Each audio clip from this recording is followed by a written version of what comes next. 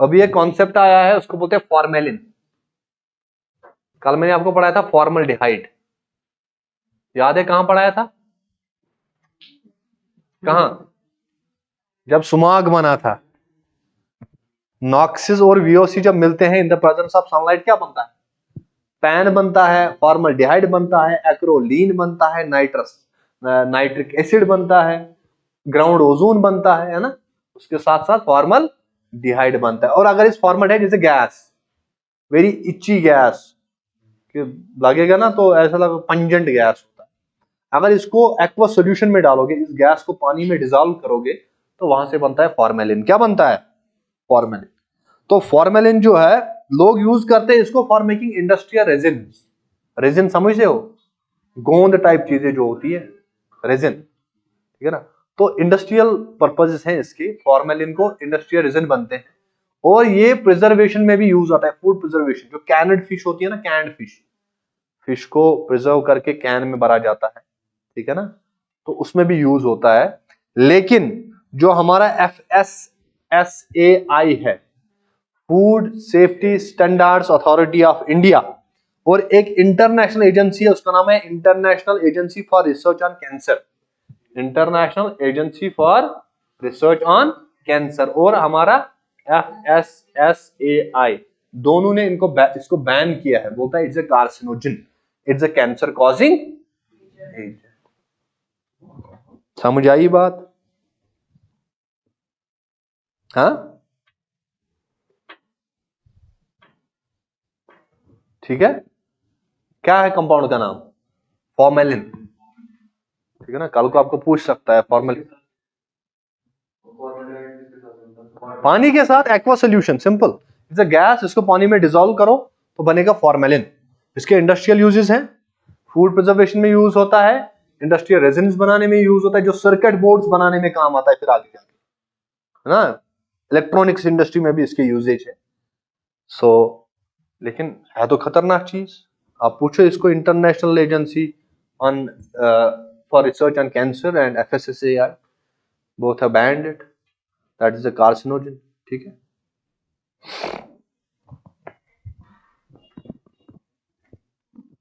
अगर हम पानी वाटर पोल्यूशन की बात करते हैं तो एक चीज हमें ये नहीं भूलना चाहिए कि जो शिपिंग इंडस्ट्री है, शिपिंग इंडस्ट्री का मतलब है कि शिप चीजें लाते हैं टू एंड फ्रो, कार्गो को कैरी करते हैं, क्रूड ऑयल को कैरी करते हैं, उससे भी पोल्यूशन होती है। लेकिन शिप बनाने से भी पोल्यूशन होती है, शिप की जब लाइफ खत्म हो जाए, शिप को तोड़ने से भी पोल्यूशन होती है, ठीक है ना। तो इसको बोलते हैं shipping industry related pollution. So we have IMO, international maritime organisation, ठीक है। IMO इंटरनेशनल मैरीटाइम ऑर्गेनाइजेशन, ये एक यूनाइटेड नेशंस एजेंसी है जिसका काम है रेगुलेटिंग शिपिंग, शिपिंग को रेगुलेट करना, शिप कैसे बनाना है, ठीक है, शिप कैसे कार्गो को ट्रांसफर करेंगे, ट्रांसपोर्ट करेंगे, ठीक है, शिप को कैसे तोड़ना है। ये चाहती है कि जो शिप्स हैं उनके अंदर जो फ्यूल जल रहा है, उस फ्यूल में जो सल्फर कंटेंट है it should be less than 0.5%। Sir, जो हमारी shipping IMO international maritime organisation, ये रेगुलेट करती है शिपिंग इंडस्ट्री को, ठीक है। तो इसने बोला है कि जो शिप्स हैं जो उनमें फ्यूल जलता है, उस फ्यूल में सल्फर वाली चीजें जो हैं वो क्या होनी चाहिए? Sulphur compound, that should be less than 0.5%। कोल जलाओ उसमें सल्फर होता है, आप डीजल पेट्रोल जलाओ उसमें सल्फर होता है, ठीक है ना। तो सल्फर कम करना है, ये किसने बोला है? IMO ने। क्योंकि दुनिया भर में जितनी भी देखो ना, कितना कार्गो, कितना क्रूड ऑयल, कितनी गुड्स ट्रांसपोर्ट की जाती है, उसमें से 90% जो है वो तो शिपिंग के थ्रू ही होता है। तो shipping industry is a big industry और इससे बहुत ज्यादा तेल खाती है और इसकी वजह से बहुत ज्यादा पोल्यूशन होती है। तो sulphur content in the fuel जो है वो that should be less than 0.5%, ठीक है। और एक कन्वेंशन रिलेटेड टू शिपिंग है, उसको बोलते हैं बंकर कन्वेंशन। क्या बोलते हैं? ये याद रखना, सीधे पूछा जाएगा। Bunker convention is related with,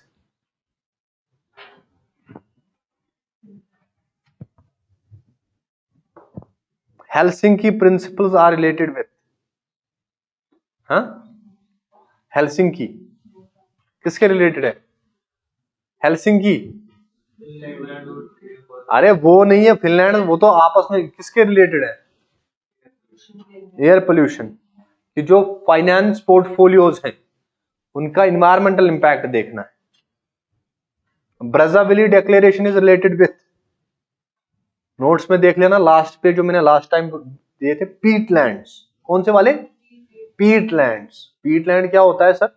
ये जो गड्ढा होता है ना, कोई पानी आता रहता है आता रहता है, तो वो पानी अपने साथ ऑर्गेनिक वेस्टेज लाता है, वो डिपॉजिट होता है। आप देख लेना कभी कभार जो डिच होता है ना, गड्ढा होता है, ठीक है ना, आप देख लेना उसका कलर नीचे मिट्टी का वो ग्रीनिश ब्लू होता है, उसको बोलते हैं पीट, ठीक है ना।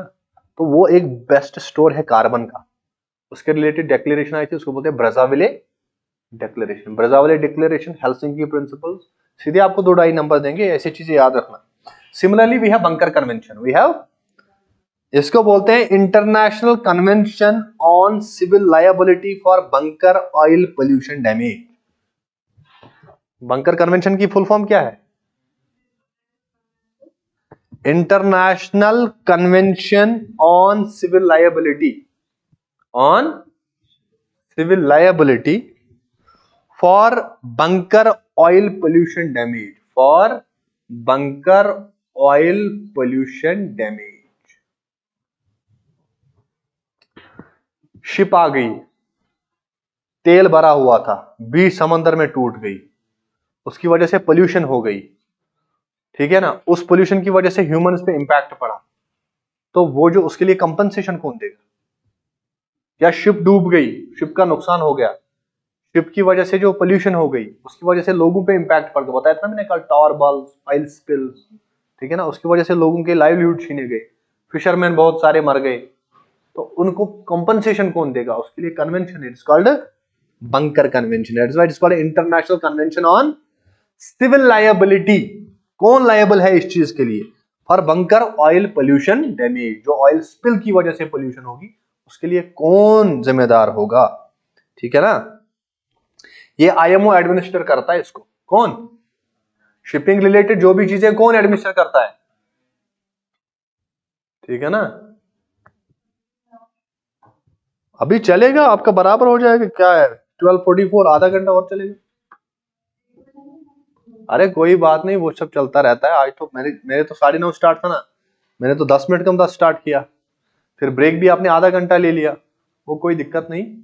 आप सुनो कहानी, 2 दिन छुट्टी है ना, बस आराम करो, फिर घर में क्या करना है? हाँ, क्या बोल रहे हो? थक गए? ओहो हो, चलो इसको खत्म करते हैं अभी।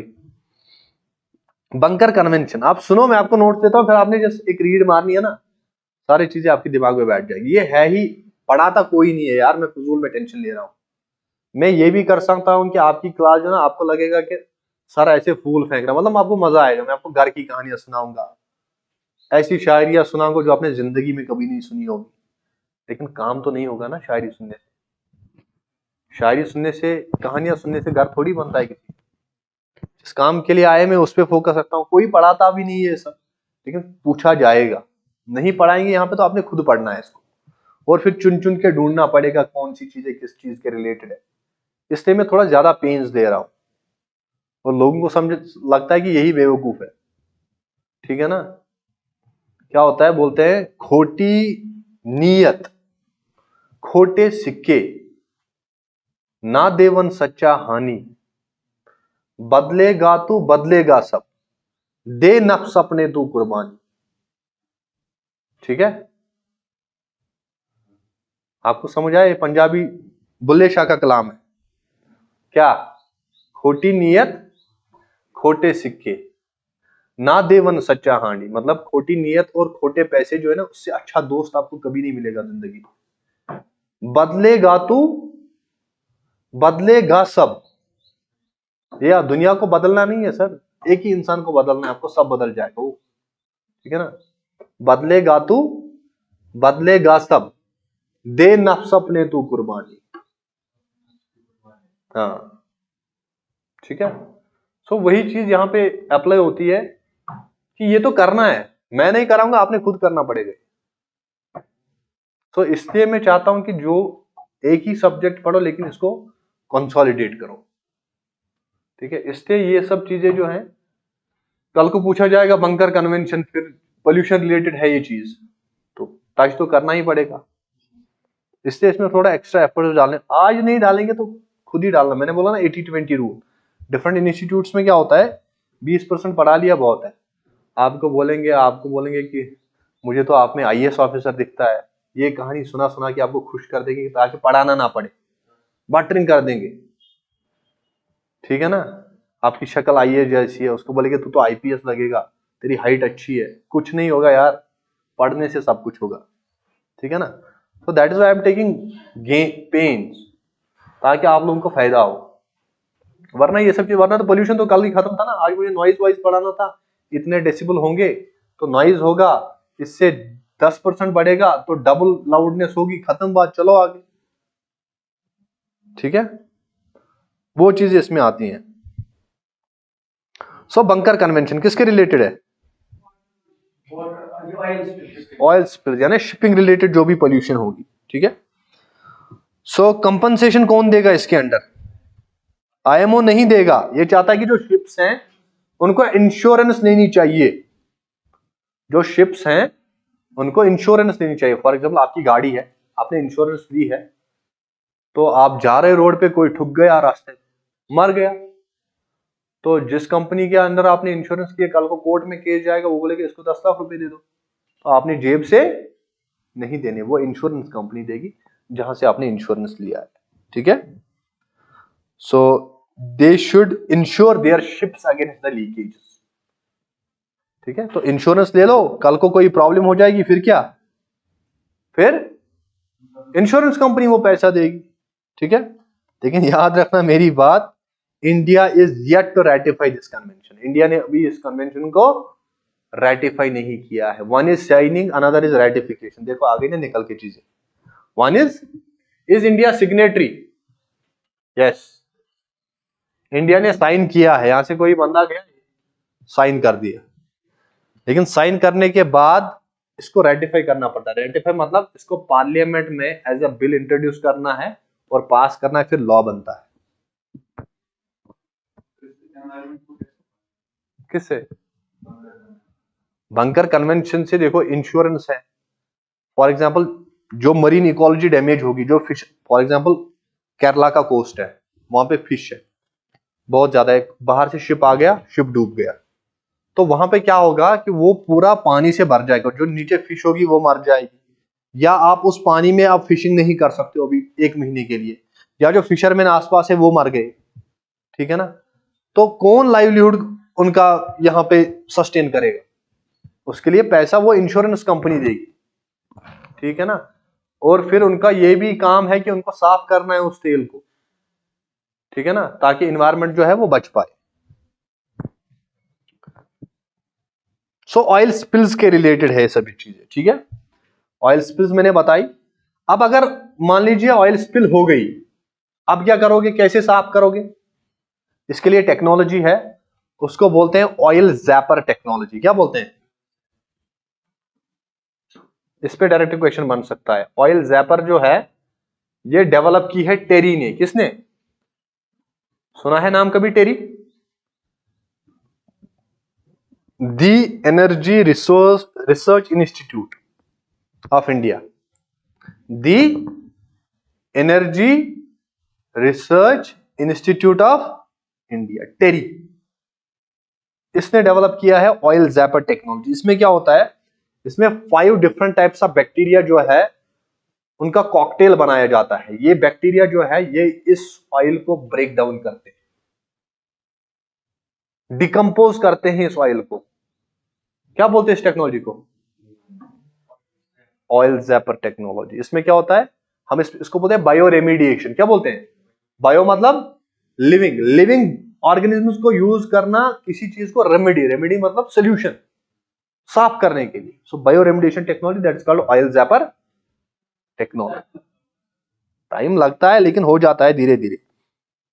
लेकिन मसला यह है कि इससे भी खतरनाक टेक्नोलॉजी आई है, उसको बोलते हैं ऑयलीवोरस।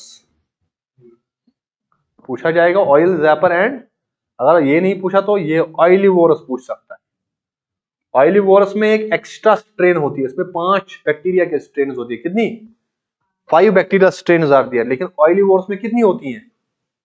5 + 1 = 6 bacterial strain. It is more efficient than oil zapper. Oilivorous, vore समझते हैं ना, हर्बीवोरस का मतलब क्या है? तो ऑयलीवोरस क्या हो गया? बस खत्म बात, याद रह गया। अब ऑयल जैपिंग बोलो या ऑयली वोर्स बोलो। और जो हमारा south Asian cooperation for environmental planning, SACEP, मतलब जो सार्क कंट्रीज है ना, सार्क कंट्रीज, सार्क समझते हो कौन कौन है? South Asian association for regional cooperation, 8 तो कंट्रीज है। इन 8 कंट्रीज ने मिलकर एक कंटिंजेंसी प्लान बनाया है ऑयल स्पिल से बचने के लिए। ठीक है, मैं पढ़ा रहा हूं आपको शिपिंग रिलेटेड पोल्यूशन। शिपिंग है तो पानी है, अल्टीमेटली हम वाटर पोल्यूशन ही पढ़ रहे हैं। तो टेक्नोलॉजीज बताई, ऑयल जैपर, ऑयलीवोरस, और एक कन्वेंशन है उसको बोलते हैं हांगकांग कन्वेंशन। क्या बोलते हैं? Hong Kong convention. ये कन्वेंशन जो है it is related with recycling of ships. किसके related? Safe and environmentally sound recycling of ships. देखो मैंने बोला आपको, शिप बनाना it's a polluting industry, ship को ऑपरेट करना इट्स अ पोल्यूटिंग इंडस्ट्री। लेकिन इससे भी पोल्यूटिंग है जब शिप को तोड़ा जाता है। सर शिप की एज खत्म हो गई तो क्या करोगे? What will you do? इसको तोड़ना ही पड़ेगा ना। इंडिया में जो 10% अभी आयरन एंड स्टील यूज होता है हमारे घरों में, हमारे वो गाड़ियां बनाने में, वो 10% हम शिप से निकालते हैं। कितना? 10%। आपने देखिए वो बाइक आई थी एक टाइम पे, वो वी लिखा होता है, एक बाइक मार्केट में चलती है ना वी के नाम से, क्या नाम है उसका? हाँ, तो विक्रांत कहां से आया? हमारा एक जहाज था पुराना, उसका नाम था विक्रांत। उस विक्रांत को जब हमने तोड़ा, उसको रिसाइकिल किया, उससे जो लोहा निकला ना, उससे क्या बनाया हमने? ठीक है, तो Hong Kong convention is related with safe and environmentally sound recycling of ships. देखिए जितने भी दुनिया भर में शिप्स जो है जिनकी जो एक्सपायर हो जाते हैं, जिनका काम खत्म हो जाए, वो होता है ना कंडम, जिसको बोलते हैं कंडेम गाड़ी है, ये गाड़ी अब किसी काम की नहीं, तो उसको तोड़ना पड़ता है। जो हमारे कबाड़ी लोग होते हैं, है ना, स्क्रैपर्स जिनको बोलते हैं, स्क्रैपेज पॉलिसी, तो क्या करते हैं? तो ये शिप रिसाइकलिंग की जो इंडस्ट्री है ना, ये सबसे ज्यादा दुनिया भर में पाकिस्तान, इंडिया और बांग्लादेश में पाई जाती है। पाकिस्तान में है एक पोर्ट, उसको बोलते हैं गदानी पोर्ट, वहां पे। इंडिया में भावनगर में है, Bhavnagar is in your Gujarat, वहां पे एक जगह उसका नाम है अलंग। क्या नाम है? अलंग में होता है। और आपके बांग्लादेश में जो है चट्टोग्राम। ठीक है ना, आप मान लीजिए दुनिया के 90% शिप जो है ना यहीं पे टूटते हैं, लेकिन अब कम हो रहा, बाकी कंट्रीज भी डाइवर्सिफाई कर रहे हैं। ठीक है, सो इंडिया ने इस कन्वेंशन को एक्सीड किया है, साइन किया है, रेटिफाई किया है और एक्ट पास किया है। एक्ट का नाम है recycling of ships act 2019। Recycling of ships act 29।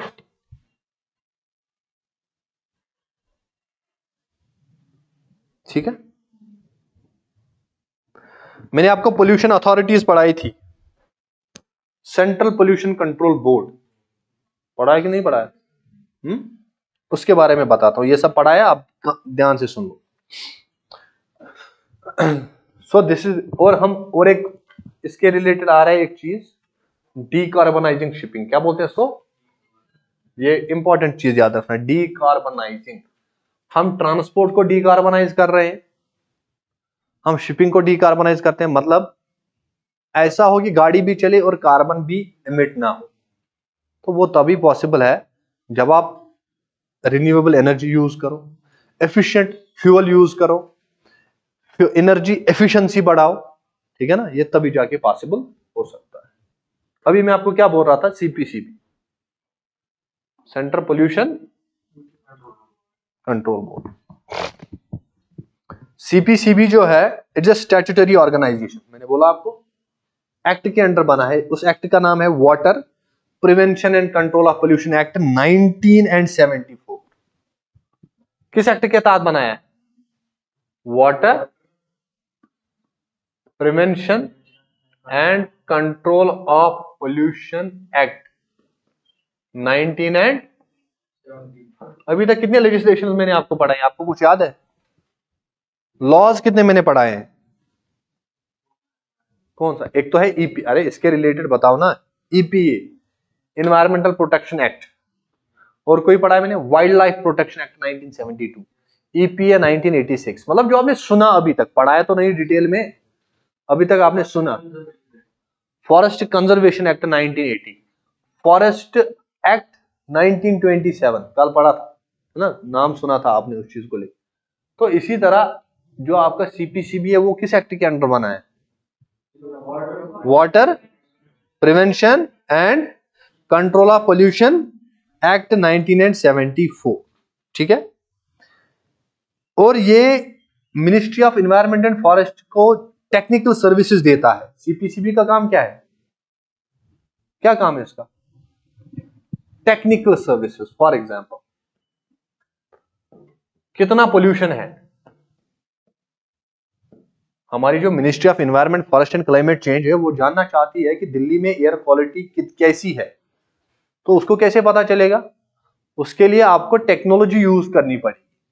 तो वो टेक्निकल सर्विस कौन देगा? सीपीसीबी। तो सीपीसीबी को मैंडेट करेगा, भाई मुझे ये पता करके दो कि दिल्ली में कितनी पोल्यूशन है।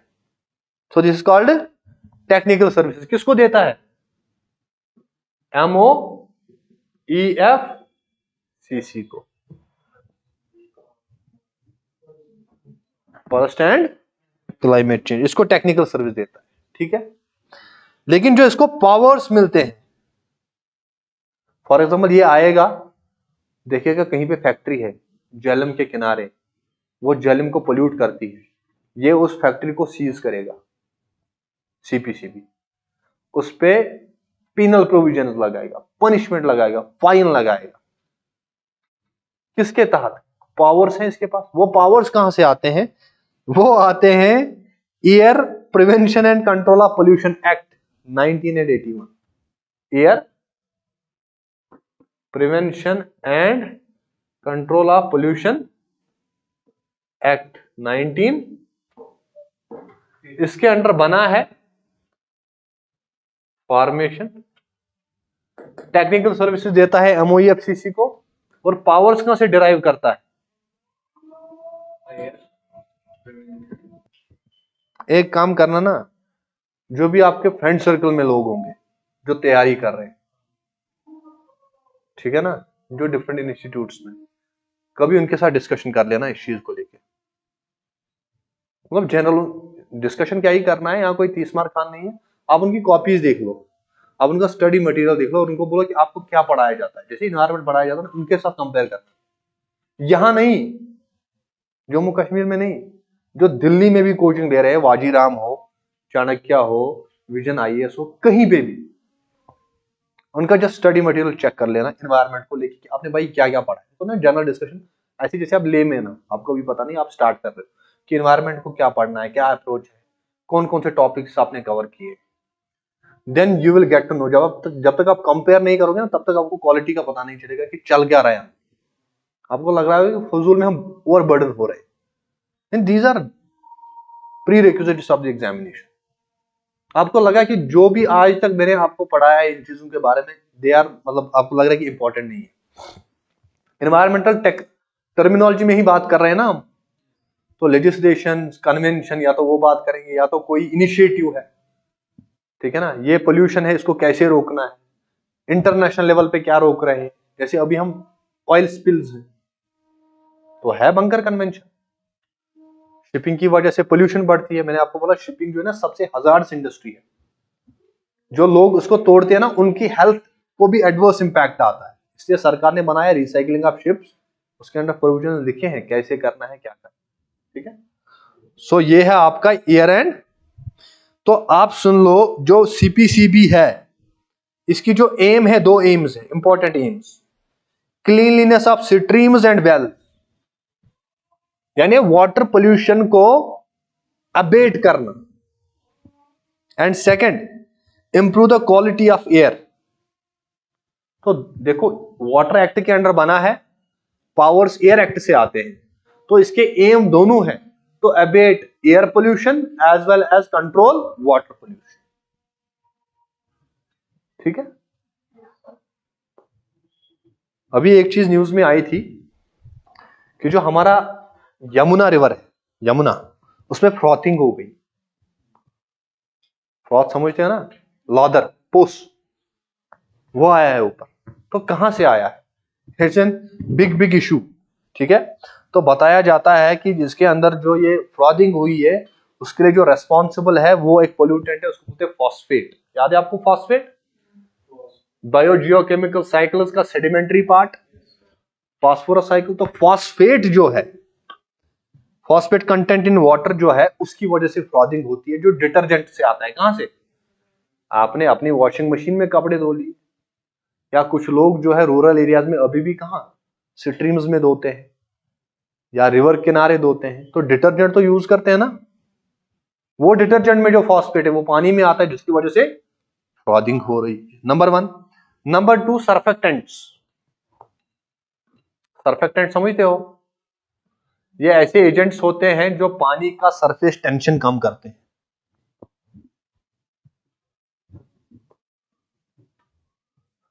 पानी अगर आप अभी गिराओगे ना ऐसे धारा की तरह, वो लाइन में गिरेगी। जैसे आपने नल ऑन किया तो पानी धारा की तरह नीचे आएगी, लेकिन जो ही आप इसको बंद करोगे ना, तो आप देखोगे लास्ट में एक ड्रॉप गिरता है, और पानी का ड्रॉप हमेशा गोल होता है। क्यों? To reduce its surface tension. ठीक है ना, कम जगह पकड़ने के लिए खुद को गोल बना देता है। तो इसी तरह पानी को सरफेस टेंशन कम करे, पानी को छोटे छोटे टुकड़ों में तोड़े। वो जो झाग चढ़ता है ना पोस, जब आप डिटर्जेंट मिक्स करते हैं, छोटे छोटे टुकड़े होते हैं पानी के, ताकि वो आपके कपड़ों के अंदर तक जाए। आप बोलते हैं कि ये सोप इतनी एफिशिएंट है क्लीनिंग में, कि वो उसके छोटे छोटे वाटर मॉलिक्यूल्स बनते हैं ना, वो आपकी स्किन के अंदर घुस जाते हैं, हेयर्स के अंदर घुस जाते हैं, प्रॉपर क्लीनिंग करते हैं। तो सर्फेक्टेंट्स हम यूज करते हैं टू रिड्यूस द, है ना। ये भी एक रीजन है जिसकी वजह से गंगा की, सॉरी, यमुना की फ्रॉथिंग हो रही है। फ्रॉथिंग, FROTHING, है ना, फ्रॉथिंग। और भी एक चीज है, अनट्रीटेड एफलुएंट्स। मैंने क्या बोला था आपको जब मैंने आपको नमामि गंगे प्लान अभी पढ़ाया, कि जो पानी आएगा उसको ETPs में डालना है, एफलुएंट ट्रीटमेंट प्लांट्स। तो अगर आप अनट्रीटेड वेस्ट किस में डाल रहे हो, किसी भी रिवर में, तो उसकी वजह से भी फ्रॉथिंग हो सकता है। आप यहां पे अनट्रीटेड एफलुएंट्स की भी बात कर सकते हो। Untreated,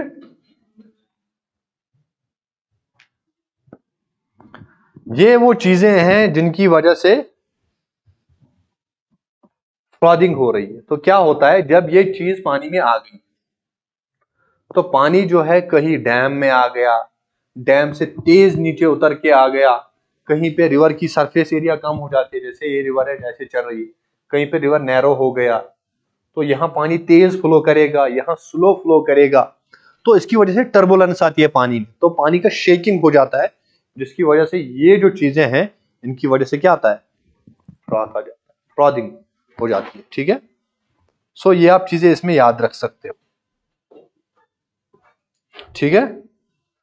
so this is about your water pollution. अब इसमें और चीजें हैं, वो सॉइल के रिलेटेड है, सॉइल पोल्यूशन वगैरह। मुझे लगता है आप थक गए हो काफी ज्यादा आज। ऐसा कुछ नहीं है, छुट्टियां भी लेनी है आपको, कल एक दो दिन आपकी छुट्टियां ही होगी। ठीक है। फिर क्या करना है? अच्छा, रिवाइज करना है घर में। इसमें आपको कुछ रिवाइज नहीं करना है, इसमें आपको जस्ट रीड देनी है मटेरियल को। ये जो इन्वायरमेंट के रिलेटेड है ना, आप मान ली मैं 80-20 बोल रहा हूं ना, 20% भी आपको घर में नहीं करना पड़ेगा खुद। नो, आप याद रख लो मेरी बात, कि 20% भी आपको नहीं करना पड़ेगा। आपको क्या करना पड़ेगा, just you have to give it a read. जो भी इसके अंदर कॉन्सेप्ट्स हैं, जो भी टर्मिनोलॉजीज है, वो मैंने ऑलरेडी आपको क्लियर करके रखी।